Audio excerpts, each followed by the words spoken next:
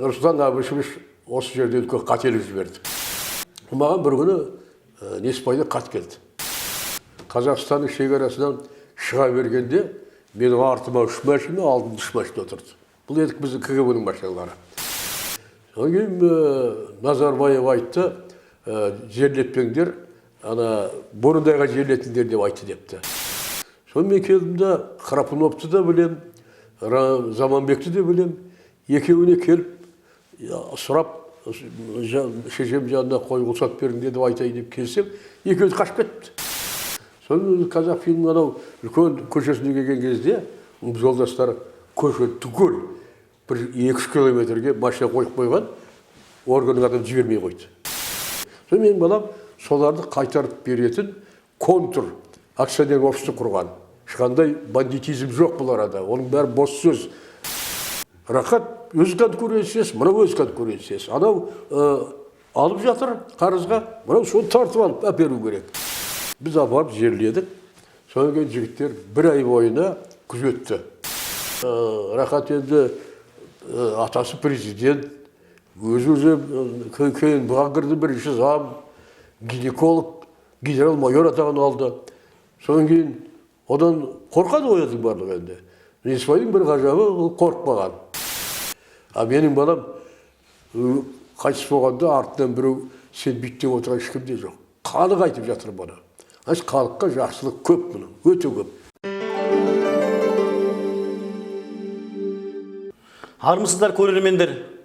Бүгінгі азаматтық пікір бағдарламасының қонағы белгілі тарихшы, экономист Болатбек Нәсенов ағамыз. Қош келдіңіз аға.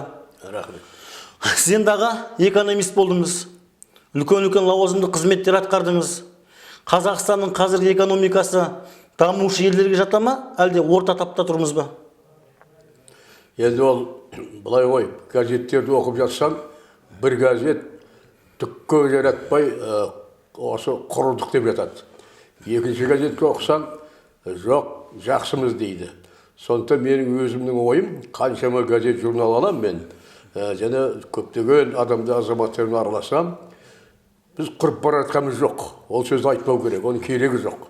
Әрбірден кейін Тоқаевқа да байланысты емес, Назарбаевқа да байланысты емес, халыққа байланысты барлығы. Әрине, мына ауылды жердің тұрмысы әлі нашар. Енді ол әркімнің өзінің ойы бар ғой. Мен мысалы үшін оның нашар болатын себебі колхоз совхоз таратпау керек еді. Мен сол таратқан жиналысқа қатынастым. Назарбаев Нұрсұлтан Әбішұлы таратыңдар деді. Вы красные директора, таратпасаңдар, мен құртам деді. Мен сол құлағыммен естідім. Онан кейін барлық совхоздың директорлері, колхоздың бастары не істерін білмей қалды. Ақыры ақылдылары өздеріне жақсы жолын тапты да алып қалды. Акционер обществолар құрды. Ақылсыздары, қорқақтары бәрі таратып жіберді. Мен мысалы үшін ауыл шаруашылық министр Тұрсынбаевтың докладын тыңдадым. Өте жақсы доклад болды. Тыңдаған жоқ Назарбаев. Ақырып келіп жіберді. Тоқтат деді. Онан кейін мына Панфиловтағы әлгі 2 рет Батыра социалистік еңбегі атағы алған ақсақал. Сол сөйлей беріп еді, оны да бұзып жіберді. Тоқтат деді. Сөйтіп, Нұрсұлтан Әбішевич осы жерде үлкен қателік жіберді. Мұны енді қалай десек те, кімнен сұрасаңыз да айтады бұны. Ал енді сол қателікті түзетуге болады. Қазір өз қараңызшы, ауылды жерде қарға азайып қалды. Жұмыс жоқ. Ол жерде бір мектеп, больница, милиция, сондай басқа ешкім жоқ. Оның кейін бір Нұрсұлтан Әбіштің маңайында болған бір ақымақ адамдар, өмір бойы ауылды көрмегендер, мына қалалы жерде көп шоғырландыру керек деген пәлені шығарды. Ол деген мына Түркістан облысы, Шымкент облысы, осы Алматы облысына келеді. Ал енді анау Оралға, анау Атырауға, анау Семейге 500 километр, 700 километр аудан орталығы дала бос жатыр. Сол жерге қайдағы шоғырланған. Керісінше бұрынғы совхоз, колхоз деме. Қазіргі жаңа атты ойлап, сол совхозда типтес мекемені құру керек. Бір отырысылдарды лақтып тасты. Даммай-ақ қойсын. сол отырып сіз өмір сүруге болады. Сіз жаңа айтып жатсыз ғой, экономиканы көтеру үшін ақша керек деп жатсыз. Мына Наполеонның бір министрі айтыпты, қаржысыз экономика жасау мүмкін емес деп. Ал Қазақстан 170 миллиард доллар қарызбен экономикасын көтере ала ма? Мен сол қарызға онша ренжімеймін. Неге десе, қай мемлекетті алма қарызда. Тіпті бай деген мемлекет, Американың өзі бай триллион қарыз. Арабтардың ақшалары сонда жатыр, арабтарға қарыз, оны қайтарады, қайтармайды, бір Алла біледі оны. Сол сияқты, ол шексіз нәрсе. Бүгін Назарбаев бір миллиард алса, ертең Тоқаев бір миллиард алады, ол кеткен сол келесі президент бір миллиард алады, бірақ халықтың игілігіне пайдаланып жатыр оны. Ешқандай да мемлекет, мысалы үшін Қытайдан қорқады, Қытай жер басып алады, қарыздың есебіне жер сұрайды деп. Тарих бойынша Қытай еш уақытта біреудің жеріне шабуыл жасамаған. Қытай еш уақытта шықпайды ол.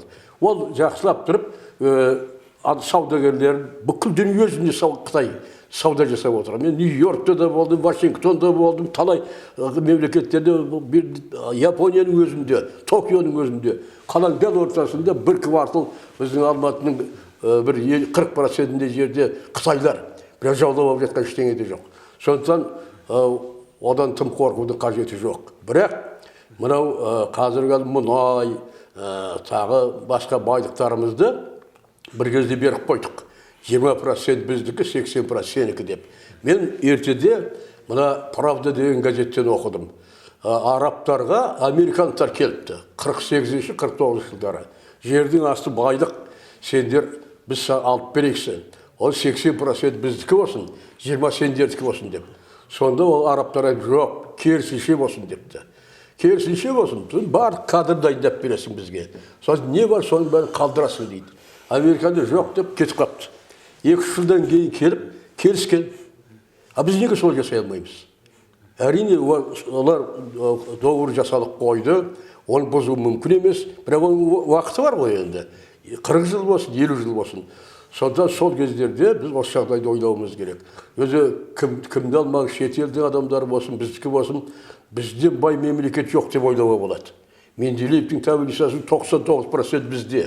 А сөйте тұра біз кедейміз. Енді масқара ғой енді. Болатбек аға, сізді қоғам белгілі тарихшы, экономист ретінде танығанмен, сізді Несіпбай Насеновтың, яғни атақты Рыжи Алмаздың әкесі екеніңізді біле бермейді.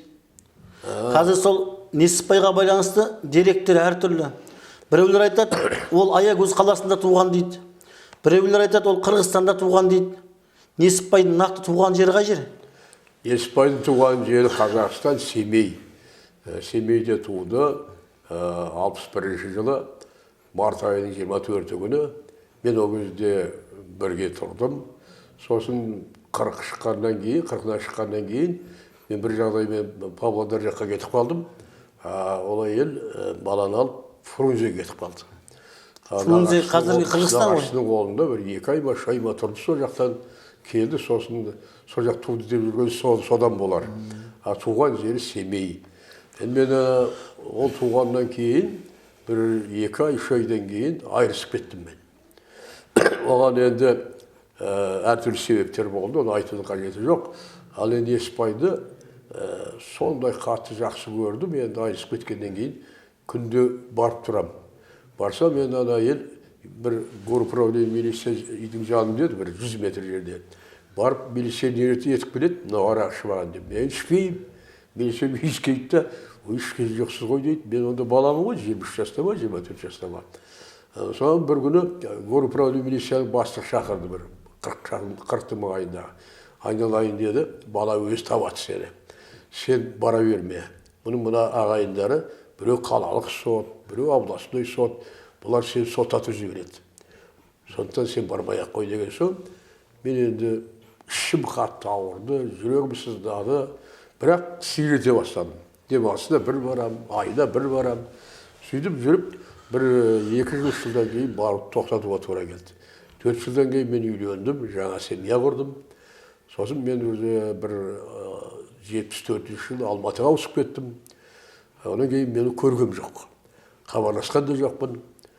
Сол бір күні 82 жыл ма, 81 жыл ма, бір ана әйелден хат келді маған. Еспайды 5 жылға соттап жіберген Красноярский крайда. Қазір туберкулез ауру. Сен ақша бер депті. Мен айтым, ақшаны қайда табамын? Менің частный квартирада тұрамын. Еңбек аз ол кезде. Мен айттым, сен жатқан жерін айт маған. Соны ана колониясының нөмірін бәрін алдым да, Москвада, мына Минфин өз өте авторитетный, Қазақстанда да, Союзда да.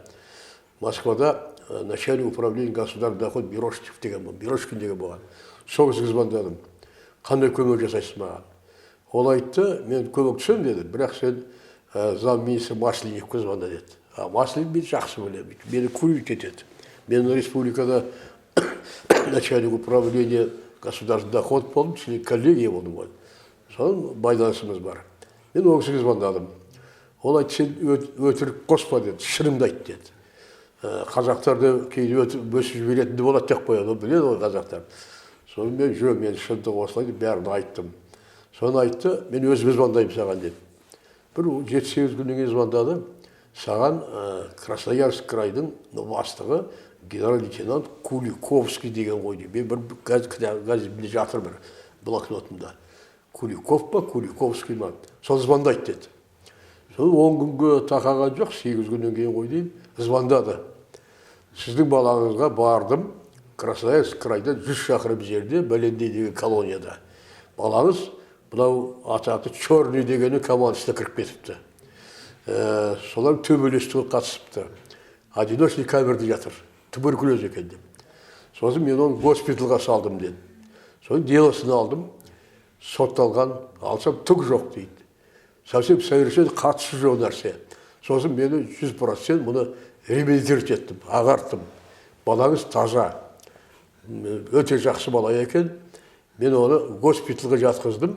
Енді бір 2 ай 3 ай емделеді, содан кейін қайтады деді. Маған бір күні Неспайда хат келді. Хат болғанда ғажап, енді 7-8 бет. Осы күні өкінем, сол қалай жоғалтып алғанымды. Бір журналист сияқты, жазушы сияқты. Қиялдары бар ішінде, ондай болам, мұндай болам мен деген сияқты. Сонда айтады, папа, мен сізді тірі кезіп естігім жоқ дейді. Мен шешем, әкең өліп қалған деп айтқан. Әпсі баяғыда табатын едім ғой. Шешем екінші тұрмысқа шыққанда, мен көп қорлық көрдім. Ұрды, соқты, крышадан өгей әкесі ма? Қолып шыққан күнім болды. Соны мен Фрунзеге кетіп қалдым. Бірақ семейден Чернышевский атындағы мектепті бітірдім деп. Полный. Енді сізге келсем қайтеді деп жазыпты. Мен хозяйкам оқыттым. Өте жақсы адам еді, Кенжеш Секенова деген. 4 жыл болды, қайтыс болды. Сосын үлкен ұлым Асқар ол кезде 9 оқиды ғой деймін. Айгүлім 7 оқиды, Асан 3 оқиды. Балаларым шақырдым да оқыттым. Соны Айгүл деген қызым ақыл деді, сонда аварияда қайтыс болды. Папа, өдірден аш барады, келсін деді. Бәрі келсін деген соң мен хат жазып жіберіп кел деп. Келді, бір бөлмені беріп қойды оған. Ауырады екен еді, туберкулез. Сосын мен бір 8 ай тұрғаннан кейін мен айттым, больницаға, анау министр здравоохранения звондадым, Девятка деген болды деймін сол кезде. Анау қалқаман ол кезде жаңа алып біткен, оны санаторияға береміз деп салған екен, сол қолай оны больницаға қыпты. Ең бірінші салынған кезінде содан бір бөлме берді, Неспай соған жатқыздым мен. Сонда 8 айда жатты ғой деймін, бір жылға тағап жатты. Барлық условия жасаттырдым. Сол тәуір болып шықты. Тағы үйге келді, үйгеннен кейін қарап отырсам, звондамайтын жер жоқ. Бір Ленинградтан түседі, Владивостоктан түседі звоноктар. Шет елдерден звондап жатады. Сосын мен ойладым, мына жас балалар ғой, мынаны компания кірмей-ақ қойсын деп. Бала Неспайға айттым, Неспай, 20 жыл сені мен көрмеймін. Мен өлгім жоқ, мені көрмей сен өлген жоқсың. Мен саған прописка жасайын.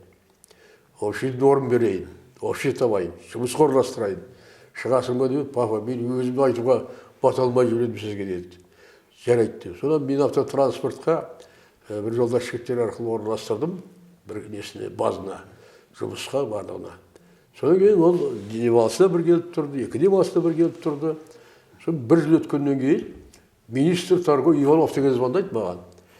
Ой, Бөке, ты что скрывал? У тебя хороший, прекрасный сын дейді маған. Сөйтсем олармен бір кооператив құрыпты. Тұңғыш кооперативтер. Енді біраздан кейін Қасым деген кісі министр местный промышленность болды. Сол кісі звондайды, ол кісі жақсы танушы еді. Ай, Болат, сен бір балаң бар екен, жақсы. Неге айтпай жүрсің дейді. Ол не болды? Ойбай, бір керемет жаңалықтар ашып жатыр. Кооператив құрдық дейді. Министр местный промышленность, бытового населения дегенде, оны бір жас жігіт болды, кейін екі арада қайтыс болып кетті. Сол звондайды, сөйтіп бірнеше месте звондады. Бұл ешқандай тентектік жолға түскен жоқ. Бірден жақсы жұмысқа кірісті. Біздің мемлекетімізге бір үлкен қамқорлық жасайтын кооперативтер құра бастады. Тұңғыш кооперативтер, тұңғыш бизнесмендер осы несі пайда шыққан. Сонда қылмыс әлемінің серкесі болған сол кез ба? Қылмыс әлемінің серкесі болған сол кездері ма? Несіпбайдың? Иә. Енді бәрі жақсы болған ғой, сондай жақсы қарым-қатынаста болған. Міне содан әрі қарай кете берді. Содан біраздан кейін біздің бизнес деген пайда болды ғой енді. Оны кредит ала бастады. Біреулер, сіз мысалы үшін бизнесменсіз, сізге бір 10 миллион доллар кредит аласыз. Ана 10 миллион доллар кредит алады. Оны Рахат Әлиев керісінше акционерлік общество құрыпты, правоохранительный органдардың. Сол барады екен да, сен 10 миллионға кредит ал, мен 3 жылдан кейін қайтарам дейді екен. Екіншісінде барады, сен 5 миллионға кредит ал, қайтарам дейді екен. Сол мен балам соларды қайтарып беретін контур акционерлік общество құрған. Ешқандай бандитизм жоқ бұл арада. Оның бәрі бос сөз, жауларды істеп жүргендері. Бұл арада конкуренция. Рахат өз конкуренциясы, мынау өз конкуренциясы. Анау алып жатыр қарызға, мынау соны тартып алып әперу керек.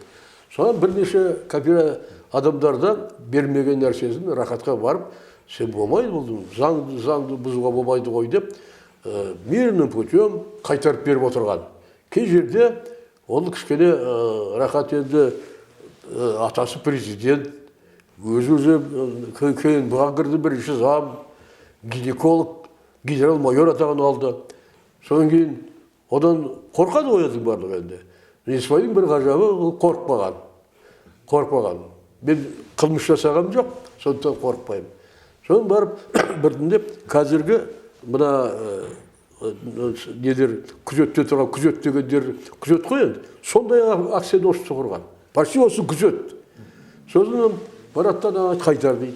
Қайтармасаң насильственный путем аламыз. Оның офисін тартып алады. Сатып жібереді, қайтарады. Мен осындай жағдаймен келгеннен кейін тереңдей берген. Кейіннен мен енді өзім білмеймін, бірақ ана газеттерден оқыдым, бір жолдастарымен кездестім бір талай. Мына шешендер, ана батыстамыз мұнайға қожалық жасай бастайды. Қытайлар, бүкіл Алматы облысына қожалық жасай бастайды. Орыстар, бүкіл север жаққа қожалық жасай бастайды. Соларға қарсы шыққан, қатты қарсы шыққан, оларды өзіне бағындырған. Қазір кімге бармаңыз, екінің бірі соны білет, айтады. Мен даже ойыма кіріп шыққан жоқ, мына неде кітабымды шығарғаннан кейін енді ақша жоқ қой енді. Әр облысқа өзім кітабымды жіберіп, өзім барып, налоговиктерді машина сұрап, әрбір университеттің ректорына, колледждің директорлеріне кіріп кітаптарды саттым. Содан машинамен шықтым мен. Келе жатсам, Ақтөбе облысында Ырғыз ауданына бараттым ғой деймін. Қу далада екі автоинспектор стояды. Қайлар, Далада, біздің машинада. Содан шофер нарушение жасаған жоқ.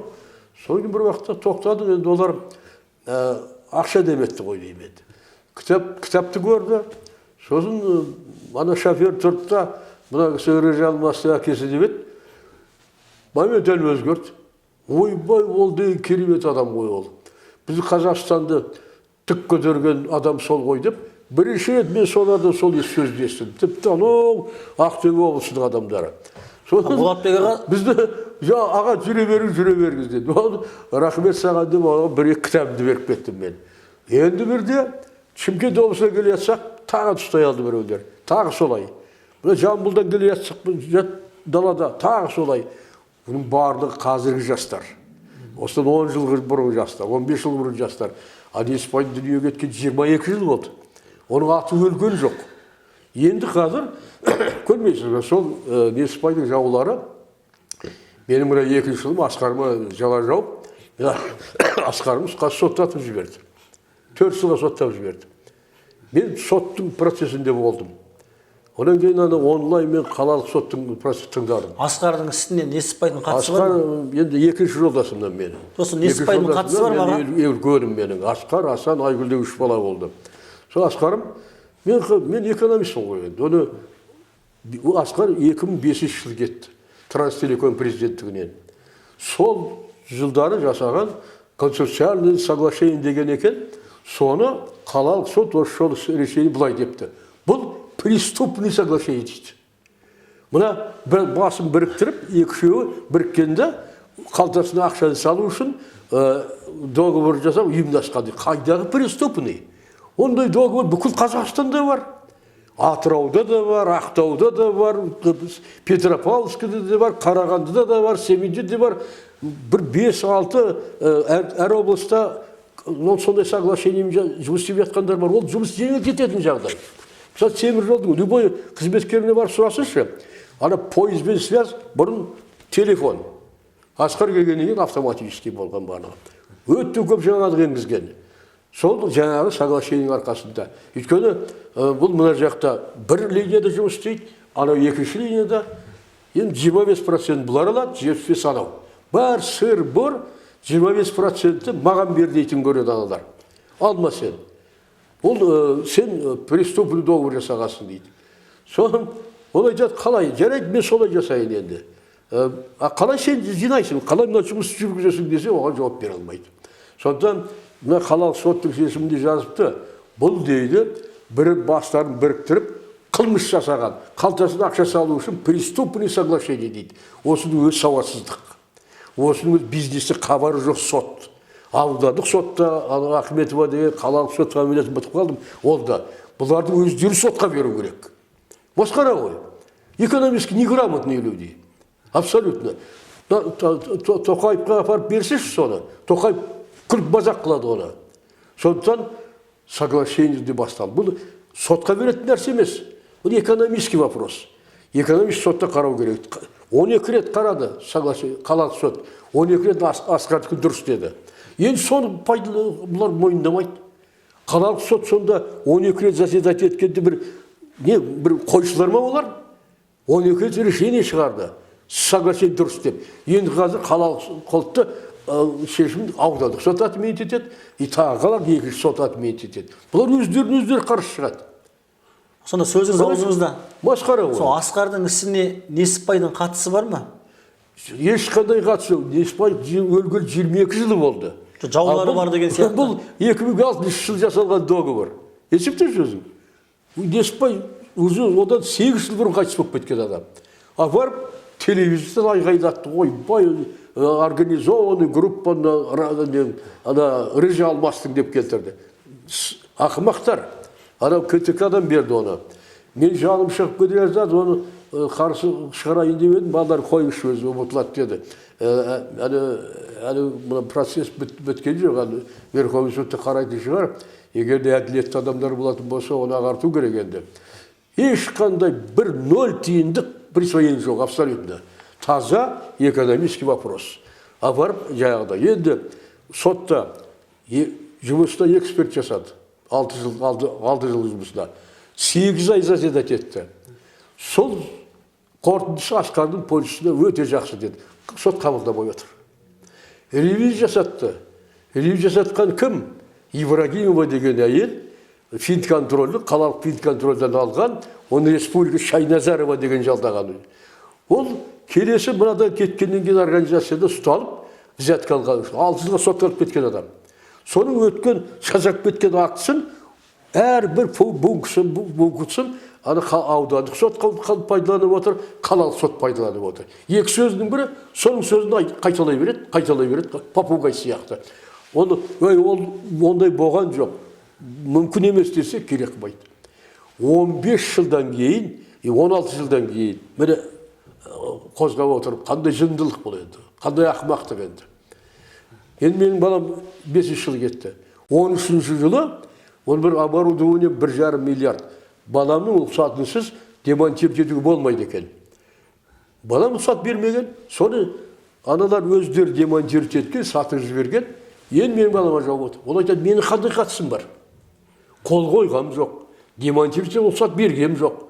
Қандай қатысым бар? Айтыңдаршы десе, жоқ сен кінәлісің дейді. Бітті. Тапсырма бар. Қалайда ірі алмасын, әнесі соттаңдар. Бұл арада сол Рахат Алиевтің адамдары істеп отыр. Мен Бәленбаев, Түгенбаев деп атамай-ақ қояйын, кейбіреулер шетелге қашып кеткен дейді. Бірақ оны ойлап отырған ешкімде жоқ. Соттың процесінде 40 шақты свидетельдер болды. Тергеушіге берген жауаптар бірде-біреу неткен жоқ. Қайтадан подтвердить еткен жоқ. Онда оны айтқанымыз жоқ. Ол мүмкін емес, ол дұрыс емес, оны кім жазып жүр деген сөздерді айтты. Бір адам асқанда айыптай алмады. Бұның бәрі қолдан жасап отырған нәрсе. Қолдан жасап отырған сот. Менің балам жігерін қайтарғысы келеді. Балам жігер қайтпайды. Мен қандай жігерлі болсам, солай болады. Мен әлі бұны дәлелдеймін әлі. Әлі үкіметтің басшылары да кетер, жамандаған адамдар да кетер. 2 жыл, 3 жыл, 5 жыл өткеннен кейін өмір өзгереді. Толық өзгереді. Жақсылыққа қарай көшеміз біз. Сонда мына сияқты жағдай болмайды. Қазір қараңызшы енді. Анау да ақша жекпайды, миллиардтаған. Мынау да ақша жекпайды, миллиардтаған дейді. Дәлелденбейді көпшілігі. Нағыз жегендері 1-2-3 айдан шығып жатыр. Сондықтан менің балама бұл әдейі қастандықпен ұйымдастырылған сот. Енді қазір жоғарғы сотта қарар деп отырмын. Мен естуім бойынша жоғарғы соттың президенті Жақуповты елдің бәрі мақтайды. Өте әділетті сот дейді. Мен де соған сенем, көрмеген адамым. Сондықтан сенімім сол сот ақтар деп отырмын. Өзіне де оңай қалды. Мәселе оның жылында емес, мәселе 3 жыл жұмыс істемеу керек дегені бар. Мысалы үшін. Сосын оған айып сотталды деген сөз өмір бойы оған дақ. Маған да дақ, оған да дақ. Және Неспайды қайта еске ала береді, қайта еске ала береді. Организованный преступный группа ішіне Неспайды қосып қояды. 22 жыл бұрын өліп қалған адамды маза бермейді. Мен байқап отырмын, қазір ана жерде кітап жазып жатырмыз дейді, мына жерде кітап жазып жатырмыз дейді. Қазір Қазақстанда жастар, тіпті Неспайды өмір көрмеген жастар, білмеген жастар бәрі көтеріліп, Неспайды көсем қылып жатыр. Неспайды халық батыр жасайды. Мен соған сенемін. Өйткені қай жерге бармайын, Неспайды біледі. Қай жерге бармайын, Үржі Алмасты біледі. Қай жерге бармайын. Бұның өзі онда жатқан Неспайдың әруағы сыйлағандық. Оның әруағы мәңгілік болады. Енді менің басқа балаларымды соған тартқан әділетті барлығы. Мен өмірде әділетсіздік жасаған емеспін. Мен Селқос-Екіге істедім. Президент Ботов деген болды, онан кейін Бектемісов. Бектемісов бір күні мен шақырып алды. Бәке, бірінші Алматыда база запчастей деген бар, 1,5 миллиард оборотный средствосы бар, соны сізге берем деді. Ай сайын Бәленбай кредит алыңыз да, төлеп тұрыңыз, сатып алыңыз деді. Мен айттым, әбеке, алмаймын, керек жоқ маған. Өйткені бұл мемлекеттікі, қазынанікі, халықтікі. Бір тиынды алмаймын. Ертең 3 жылдан кейін, 5 жылдан кейін оны талап етеді. Деп едім, мен жатып мазақтады. 300-дан басқа анау. 4-5 жылдан кейін өздері бытшыт болды. Менікі дұрыс болып шықты. Адалғанда құсты қайтарып берді. Мен адал болып шықтым. Аға, осындай жағдайлар көп енді. 98 жылы Барселона қаласына қоныс аударған Неспайдың көзін жою кімге керек болды? Енді мен ішінде болдым ғой. Жанында болдым ғой Неспайдың. Сіз Барселона қасында болдыңыз ба? Мен ол кезде бұлай болды. Неспайды майдың апрельдің аяғында ма, өтіріп кетті деген естідім Испанияда. Сосын мен ана жерге, мына жерге кішкене разведка салып едім, нақты айта алмадым аға. Одан кейін мен аяқ астынан ана сельхозтехника мен вице-президент болып істедім. Өзбекстанға Жизақ қаласына 200 комбайн алып бардым егінге. Сол 30 май күні, 29 май күні ойдайым. Мен жолдасым звондады, жарым. Неспайды алып келді. Енді қай жерге жерленетіні белгісіз. Сен тез жет деп. Мен сол машинамен барғам. Волгаменен. Шықтым.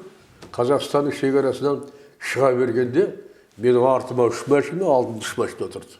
Бұл едік біздің КГБ-нің машиналары. Сол шоферім орыс еді. Аға артта 3 машина, алда 3 машина.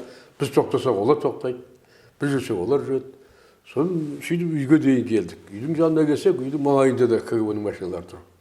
Соны мен жуындым да, киініп, үйіне бардым. Үйіне барып, көңіл айтып, Неспайдың денесін көрдім. Қарасам, двордың ішінде Құдай сақтасын. Енді бәленбай мың жастар. Ғажап көп адам мен сондай. Бір 5000-дай адам бар шығар ана жерде тұрған. Барлығы сонымен келеді дегенді естіп, көреміз деп келіпті. Соны мен қайда жерлейміз деген айтқан мен шешем жанында орын бар. Соны айтыңдар деп.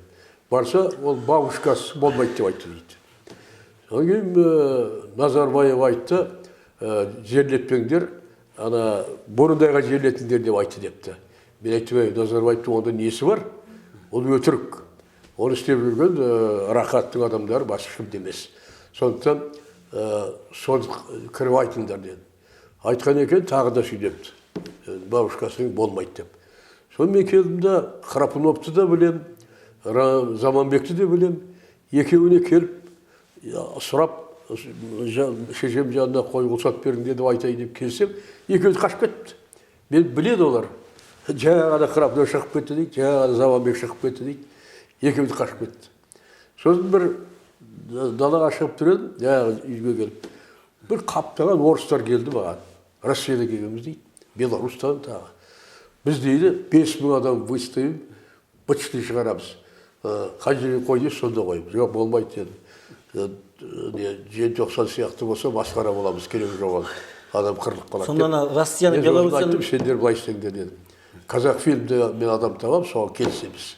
Бірақ жерді Бұрындайдан да қазған болыңдар, Кеңсайдан да қазған болыңдар. Видимо, создавайте дедім. Сол жасады. Сол енді жерлейтін күні Еспайдың жанында мен отырдым, мына жақта бір машина рупормен айтып келе жатыр. Едь в сторону Қазақфильм, едь в сторону Қазақфильм деді. Қазақфильмде ол бұрын үйі болған екен. Соны айтып қойыпты. Сол үйі болған дейді, сол айналуға кетіп баратыр дейді. Ана білмейді олар. Соны Қазақфильм анау үлкен көшесіне келген кезде жолдастар көше түгел бір 2-3 километрге машина қойып қойған, органның адам жібермей қойды. Кімнің адам шалмай қалды. Сосын тұрып қалды, қалып қойды. Біз апарып жерледік. Содан кейін жігіттер 1 ай бойына күзетті. Өйткені ана қастық жасап, жерден алып бірдеңе жасайма дегендей. Әйтеуір аман есен болды. Содан кейін жолдастары бірігіп, ана басына үй тұрғызды. Енді алдың күні барып қайттым мен. Жүдеп қалыпты кішкене алдында. Бір жолдастарын айтып едім, бейті қайта жөндеуге болмайды деп айтады дейді. Мен былжырамаңдар дедім. Ол заманның халықтың тұрмысын нашар кезінде болған нәрсе. Бейітте салған жоқ керек десең. Шыңғысхан таба алмай жүрген сияқты жермен жер қылып жіберген. Халықтың тұрмысы бастағаннан кейін зәулім бейіттер салған. Сондықтан жасауға болады. Бейіт қай жерде? Біреулер қайта жасаймыз дегендей қылды. Бейіт қай жерде? Бейіт қай жерде? Ана неде жоғары жаққа аты қалай еді, ұтып қалдым. Қазақфильм жоғары жағында. Кеңсайда ма? Кеңсайда ма? Жоқ, Кеңсай емес. Қазақфильм жоғары жағында. Жердің аты қалай еді, ұмытып тұрмын енді. Бағанашыл? Ол көп емес, бір 20-30 адам ғана жерленіпті, бір Неспайбада 3 адам болған. Енді әрі қарай бір 10-15 адам жерленіпті. Бағанашылда ма? Бағанашыл? Бағанашыл. Оның ар жағында 2-3 ряд қой, бұдан бері жағында. Биік таудың үстінде тұр. Жақсы жерде тұр. Және өте биік тамаша. Міне оның жағдайы солай. Одан кейін оның інісі анау Серік деген, Бауыржан деген, болды, олар қатынаспайды. Енді білмеймін, оның өзі байлығы ақшасы болды ба, болмады ма, оны мен білмеймін. Менімен қатынасы болған жоқ қой енді. Жалғыз қызы бар, Гузеля деген. Онда үйде жоқ. Сонымен осы Асқар бір институт бітірді. Бір жыл менің ұлым Асанның үйінде тұрды. Қазір тұрмысқа шықты. 2 жыл болды. Енді кішкентайы бар, сол бізге келіп тұрады. Одан кейін араласып тұрасыз, иә? Араласып тұрасыз. Иә, келіп тұрады. Гузеля деген. Бұлай жақсы қызы. Татаркадан туған. Енді мен оны білмейтін, оказывается, шешесін біреулер өлтіріп кетіпті. Бір интервью бергенде жазыпты. Оның өліміне шешем, әкемнің қатысы жоқ деп жазыпты. Енді ол жағын білмеймін. Сосын кім Еспай тағы да бір Украинаның бір жігітімен жақсы дос екен, соның қызына үйленген екен. Одан бір қыз бар. Ол қазір Америкада тұрады. Ол да мына Гузеляның тойына келіп кетті. Роксана аты. Ол да бізбен қатынасып тұрады. Анда Ситорадан туған ұл 3 жасында үйге алып келді бір рет. 2-3 рет келді ойлаймын. Содан қатынаспай кетті. Ситора мен бертінде кездесіп едім. Неге сен әкелмейсің? Фамилиясын Насырып көрінеді. Мен айтты, неге Насырып тегізбейсің? Қорқам дейді. Жаулары көп әлі. Оның бос сөз. Жаулар баяғыда құрған, қазір жаулар пешкі көтермейтін бірдеңелер. Ондайлар сен еске алма. Өткіз демедім, соны ескермеді. Несіпбайдың сонда... Қазір шет елде жүр ойнайым.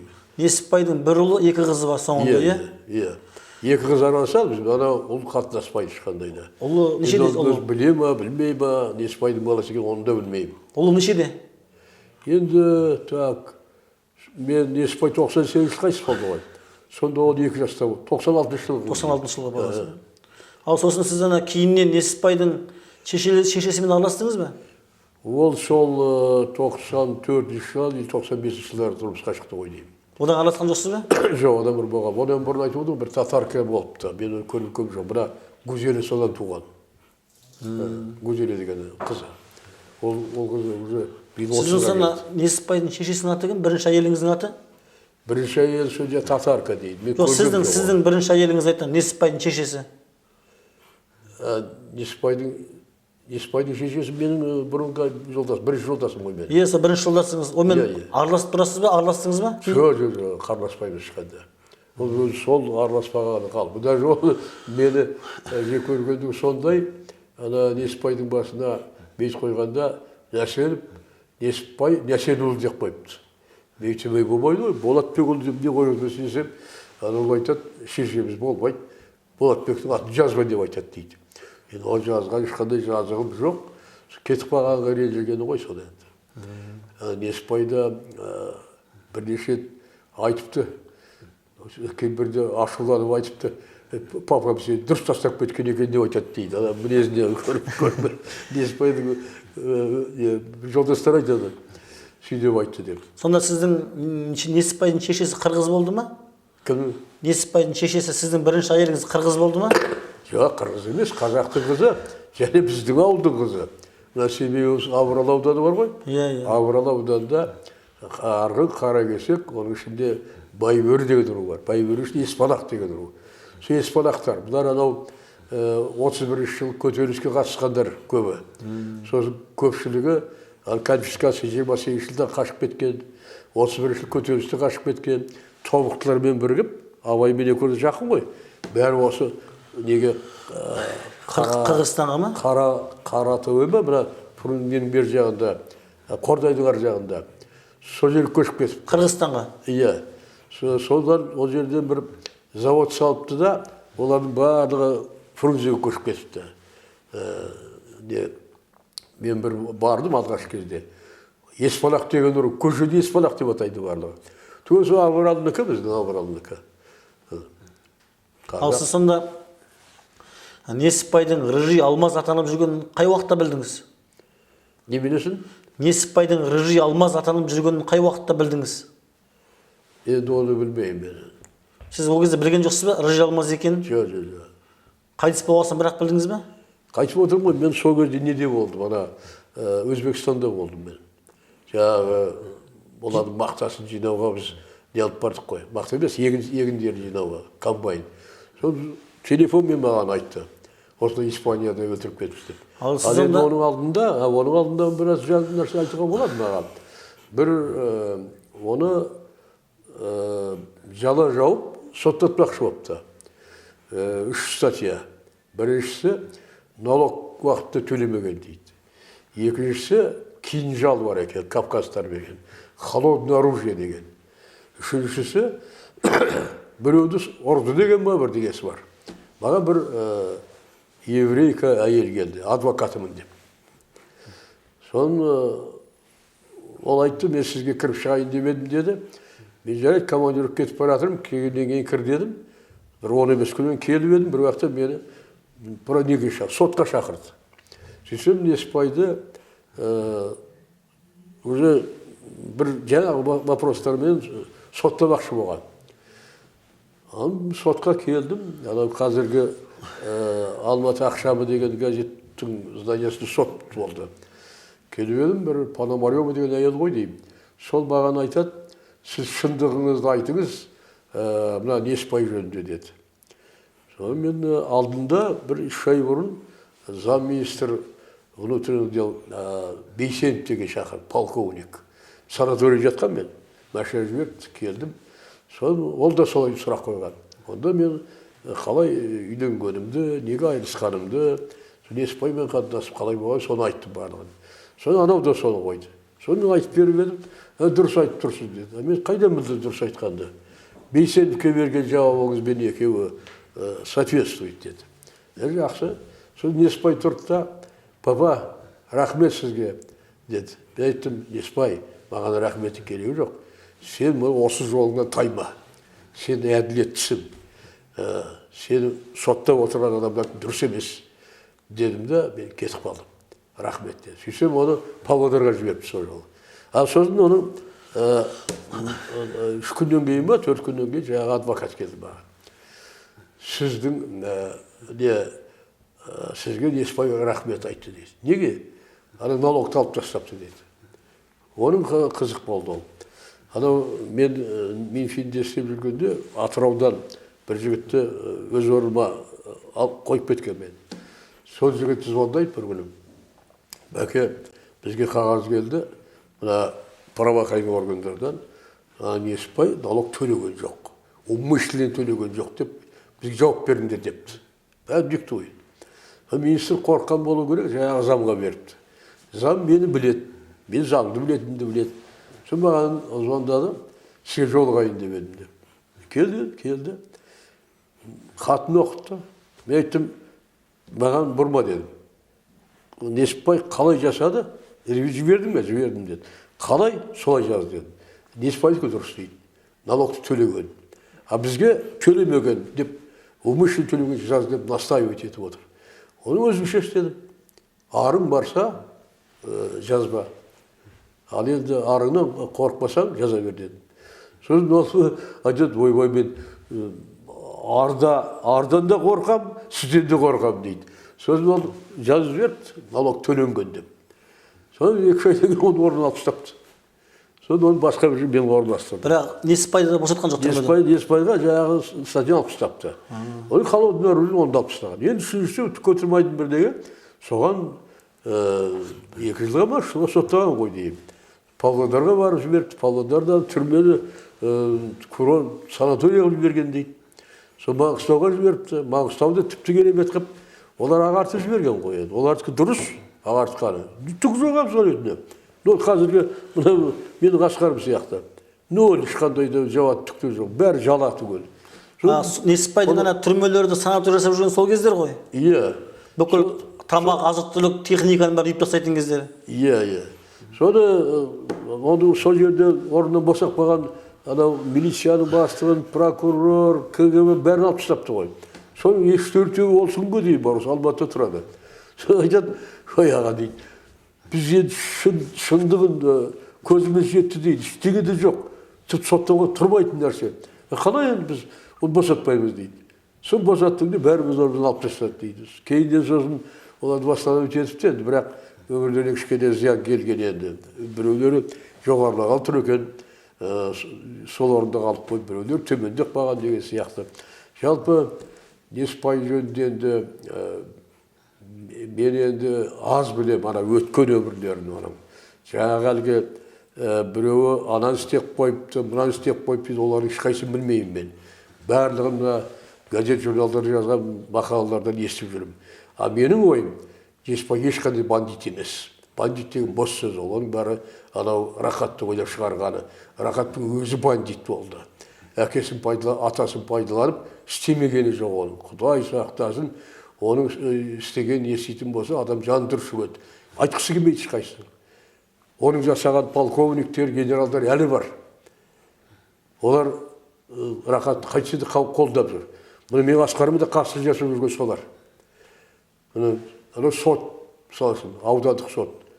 Ол мұны республиканский бір соттың әйелінің сіңлісі көрінеді. Ал енді қалалық сотты білмеймін кім екенін. Бірақ көрініп тұр. Біреудің диктовкасымен жасап отыр. Мен онлайннан көрдім. Тіпті ешқандай вникать еткен жоқ, еш нәрсеге. Енді бір жерден ревизия жасап, взятка алып сотталған адамның қағазыменен ананы істеп қойды, мынаны істеп қойды дейді. Оның біреуі шындыққа жатпайды. Сондықтан мұның барлығы Неспайға жасалып отырған онды жасады жасалып қастандығы. Мен өз басым Неспайды да ақтаймын, Асқарымды да ақтаймын, екеуі де таза. Арам адамдардың арамдығы алдарына шығады.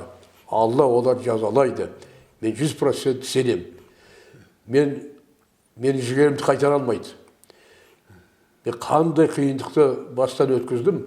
Әкем Сахалинде өлді. Оның інісі Ленинградта өлді. Қызым авариядан қайтыс болды. Неспайдың ана жерде өлтірді. Бірақ бәріне шыдадым мен. Сондықтан қайраттылық бар, жігерлігім бар, сол мен балаларыма шыққан. Мен балаларымның қайратын сындыра алмайды. Жау деген жау жоқ. Бар көре алмаушылық. Қызған шақтар барлығы. Әйтпесе не нәрсе ол? Мен не жазып қойып оларға? Ананы істеме, мынаны істеме, ананы қайтарып бер, мынаны қайтарып бер деген кім? Мысалы үшін Бәленбайды өлтіріп тастады, Түгенбайды өлтіріп тастады деген мен естігем жоқ мен. Егер кісі өлтірсе, групповой Бәленбайды қырып тастаса, халық неге жақсы көреді оны? Ондай адамды қан ішер дейді ғой. Жоқ, менің баламды халықтың қамқоршысы дейді. Сол Неспай өлген күні бірнеше кемпірлерді көріп жылап отырған. Бұрынғы бір тұрған үйлері, басқа үйлерде орыстың кемпірлері. Бір жесір адамдар. Оларға ақша апарып береді екен, олар тамақ апарып береді екен. Көбінің ана үйлеріне көмек жасап, әр жерде тартып алғысы келген ғой енді. Көмек жасап оларға документтерін бұлай заңдандырып берген екен. Сонда жақсылық көп жасаған. Солар осы күнге дейін рахмет айтып жатады. Қай жерде болмасын. Мына адам жасаған жақсылық алда шығады қайтсе де. Жаман адам ол да шығады. Жаман адамды халық жақсы көрмейді. Халықпен ойнауға болмайды. Халыққа сен мынаны көшем деп айт, сен мынаны мақта деп айт дегенмен ол айтпайды. Уақытша айту мүмкін. Ол адам өліп қалғаннан кейін оны айтпайды ешкімде. Менің балам қайтыс болғанда артынан біреу сен бүйт деп отырған ешкімде жоқ. Халық айтып жатыр бұны. Халыққа жақсылық көп мұның, өте көп. Біз білмейді секреттер бұл көп. Оның бәрі шығады әлі. Мысалы онымен бірге жүрген, бірге тұрған жүздеген жігіттер қазір кітап жазып жатыр жан-жақтан. Әр қалада жазып жатыр. Мен оларға айттым, кітаптар беріңдер маған. Артынан біріктіріп, мен үлкен бір саралмас деп тұрып, бір үлкен кітап шығарамын. Мүмкін 2 кітап шығарамын оны. Бірақ шындық болсын, өтірік болмасын деймін. Сондықтан мен айтарым, Неспайдың рухы жасайды. Жатқан жер жайлы болсын, жарық болсын, иманды болсын деймін. Ал енді Асқарым жігер қайтпайды, қайтартпаймын мен. Асқарым шығару керек. 10 ай қалды, 10 айдың бір күнде отырғызбай шығарып алу керек оны. Ол үшін жоғарғы сот әділетті болар деп ойлаймын. Әділетсіз болса, не істеймін? Қолымнан істеген келмейді әзір. Бірақ 100% мен сенімім бар, 2 жылдан кейін мен олардың үстінен қожа боламын. Мен олардың үстіне көздеріне қан ағызамай оларды. Қазір шешпей ешкімге. Несіпбай, Осы достарымен аласып тұрасыз ба? Қасындағы бірге жүрген достарымен аласып тұрасыз ба? кімді? Сары Алмаздың қасында бірге жүрген достарымен араласып тұрасыз ба? Көп жолдастар маған келіп кетіп жатады. Анау Атырауда бір жолдасы бар екен, Ақтауда бар екен, Семейде бір 10 шақтысы бар. Осы Алматының өзінде бір 5-6 жүр. Даже кейбірі депутат, кейбіреулері жақсы қызметте, көпшілігі коммерсанттар, бизнесмендер, үлкен концерндердің бастығы, компаниялардың басшылары. Мен бір кезде бір қызық нәрсе айтайын, анау Мыңбаев, министр қазіргі. Сауат. Сол сауат. Министерство финансовта мен жаңа ғана кеткен кезім сельхозтехникаға келіп едім, құшақтап тұрып, мені сүйіп жатыр, танымайтын адам. Ол, ой, біз Несіпбайдың көп жақсылығын көрдік қой деп, жаңағы мен керемет сыйлады. 200 жылдай келіп, мен қағазыма қол қойып береді, қатты сыйлады. Бір 3-4 жылдан кейін теріс айналды да кетті. Келе жатып менімен амандаспайды. Бұған не болды деймін. Сөйтсем ана рақаттармен, сол адамдарменен шүйіркелесіп, солардың компаниясы кіріп кеткен екен. Осы күн мысалы үшін кездесейінші, амандаспайды. Мен танымайтын адам сияқты. Осы сияқты ақымақтар бар.